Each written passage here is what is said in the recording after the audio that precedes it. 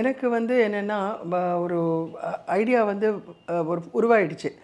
அத வந்து நான் நிரஞ்சன்கிட்ட சொல்லி, அவர் ரொம்ப அழகான ஸ்கிரிப்ட் எழுதிட்டாரு. ஆனா, இந்த ஸ்கிரிப்ட எப்படி வழியப்படுத்துறது? ஏன்னா, டைரக்டர் மேடம் சொல்ற மாரி, இவரோட வரலாறு இல்ல. இது வந்து ஆன்மீகத்துக்கு சொல்றச்சு, ஆன்மீகங்கிறது எப்படி காமிக்க போறீங்க? அதுவும் நன்னா இன்ட்ரெஸ்டிங்காவும் இருக்கணும். மனுஷா கேட்குற மாரியும் இருக்கணும். அதனால ஒரு ஒரு எந்தெந்த சம்பவங்கள்லாம் இம்பார்ட்டன்ட் எப்படி அத பிரிச்சு அந்த மாரி எடுத்து பண்ணினோம்.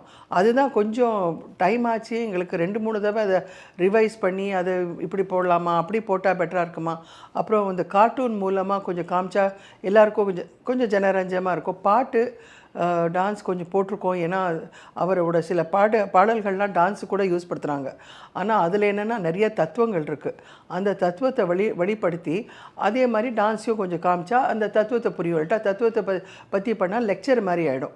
அதனால அது வேண்டாம். இப்படி பண்ணலாம். அப்புறம் பாட்டுகள்ல தான் எந்தெந்த பாட்டு எந்தெந்த சந்தர்ப்பத்தில உருவாக்கினார். கவிதையே பாட்டா அப்புறம் மாறியாச்சு.